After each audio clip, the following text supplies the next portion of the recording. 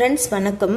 பாருங்கள், இந்த மரம் ஃபுல்லாக காயும் பழமுமா எவ்வளோ தொங்கிட்டு இருக்கு பாருங்கள்.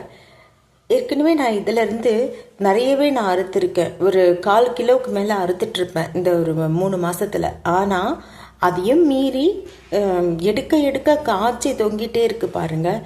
இது மரம்னு சொல்கிறதா இல்லை செடின்னு சொல்கிறதா ஒன்றும் தெரியல எனக்கு. ஏன்னா இது டேப் வச்சு எண்ணி பார்த்ததில் 6 அடிக்கு இருக்குது. 6 அடிக்கு ஒரு மரம் போல தான் தோற்றமளிக்குது எனக்கு. இது ரொம்ப சந்தோஷமாக இருக்குது. இந்த செடியை ரொம்ப உயிராக நான் தண்ணி ஊற்றி டெய்லி பார்த்துட்ருக்கேன். ஏன்னா அந்த அளவுக்கு காய் கனிகளை இது கொடுக்குது.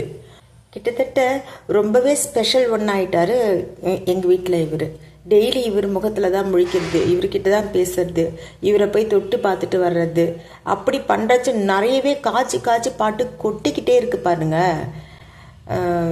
இந்த விஷயத்தை உங்ககிட்ட ஷேர் பண்ணுறதுக்காக தான் இந்த வீடியோ நான் இப்போ போட்டேன். எனக்கு ரொம்ப சந்தோஷமாக இருக்குது. 6 அடிக்கு உங்கள் வீட்டில் மரம் இருந்ததுன்னா கொஞ்சம் சொல்லுங்கள். இந்த அளவுக்கு 6 அடி உயரம்லாம் மிளகா செடி மரம் போல் வருமானது எனக்கு தெரியாது. இதான் ஃபஸ்ட் டைம் நான் பார்க்குறேன். நான் இதுக்கு முன்னாடி நிறைய செடிகள்லாம் வளர்த்துருக்கேன், மிளகாய் செடிகள். இந்த அளவுக்கு எந்த செடியும் உயரமாக வந்ததே இல்லை. இந்த அளவுக்கு எந்த செடியிலையும் காய்கள் கொடுத்ததில்லை. இதுதான் ஃபஸ்ட் டைம். எனக்கு ரொம்ப ஆச்சரியமான ஒரு மரமாக செடியாக இருக்குது.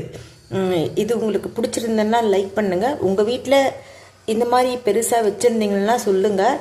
இல்லை இந்த மாதிரி உயரமாக வளரும் அப்படின்னாலும் சொல்லுங்கள், எனக்கு தெரியாது. இது உங்ககிட்ட ஷேர் பண்ணணுன்றதுக்காக தான் இந்த வீடியோவை நான் இப்போ அப்லோட் பண்ணேன். ரொம்பவே சந்தோஷமாக இருக்குது. தேங்க்யூ.